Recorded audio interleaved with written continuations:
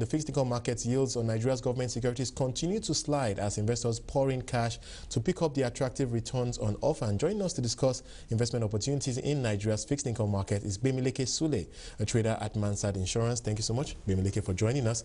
A very interesting story we're seeing in the equity market. We're seeing a huge rally there. We had seen yields really move higher in the fixed income market, but now we're beginning to see a very strong interest that is pushing those yields lower. And currently what I'm hearing is that yields are somewhere below 16 on average. Your take on where yields are likely to go from here, because many had mentioned that those yields were just irresistible, if you like. 18% is not something you get every day. Of course.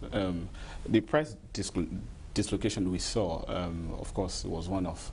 So seeing 17–18% on Nigerian government bonds was definitely attractive.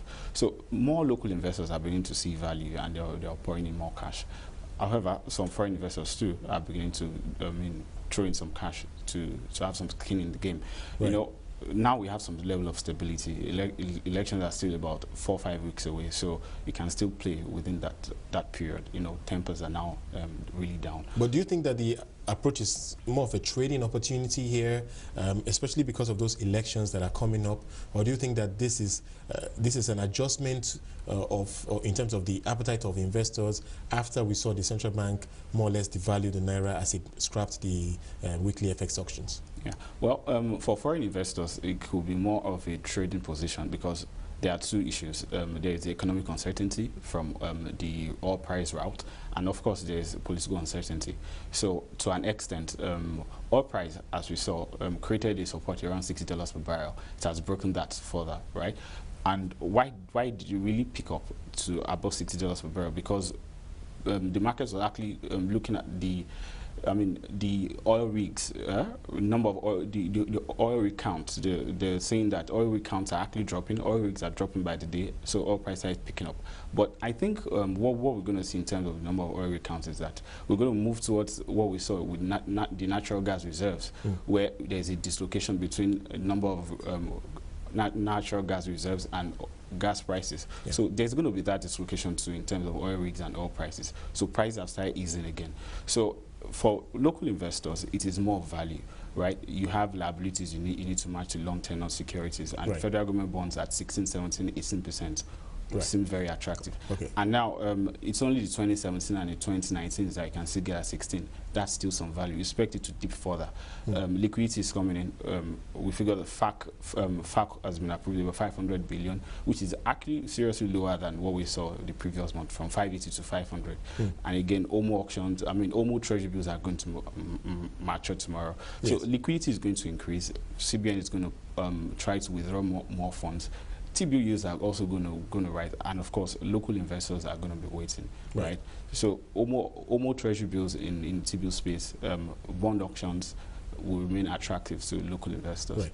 Well, let's talk about the volatility we're seeing in those yields and how you think that's likely to change. We saw 18%, but only briefly. Like you mentioned, we've seen a lot of people pouring cash to take advantage of that. Do you think we're going to see a lot more volatility in these yields, especially as we move towards the elections, or do you think that we're just going to gradually see that increased demand bring those yields to a lower level? Well, for the locals, we've actually learned a lesson that once you see a spike, you just get in. So you need to stay liquid. So that is still going to remain. Demand is still there from local fund managers. Then for foreign investors, fine, some of them they may want to sell. So I really think the only thing that is going to make you spike again is if more foreign investors really come to the market to sell, which we don't really see that panning out that much unless political uncertainty really heightens. However, if that happens, local fund managers who have naira needs, right, naira liabilities, so they're still going to be there, lined up, right, to take up high yields. Right. So I don't really see that spike coming because we've really learned. Do you think there is a potential for more liquidity pressure from the banking sector if we do see any further tightening at the next MPC? To some extent, many will say that the spike we saw in yields was because of a sell-off we saw from some of the banks. So your take on that happening again over the next few weeks? Yes, that could happen. Of course, you know, the Minister of Finance have already directed MDAs to close their revenue accounts with banks, and of course Friday is the deadline. So we're seeing a gradual implementation of the Treasury single account. So liquidity is going to leave the banking sector to an extent. And again, with the new CRR circular, CRR is now on incremental basis, and it's twice monthly. So as banks grow their balance sheet, right, they're going to get debited via CRR, and once the balance sheet contracts, they're not going to get the credit back. Right. So we're going to see more liquidity tightness in the books of banks. That being said, more cash flow is going to come from OMO maturities.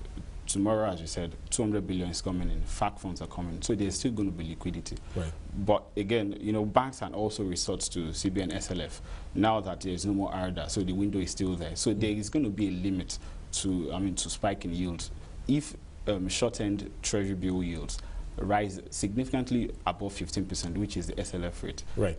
You're going to start seeing some. So you think that SLF rate is probably more or less the ceiling in terms of how high yields may go, especially for short-dated exactly. securities. But again, we expect the CBN, if that happens, if yields really moderate at that level and we're seeing liquidity, we expect the CBN.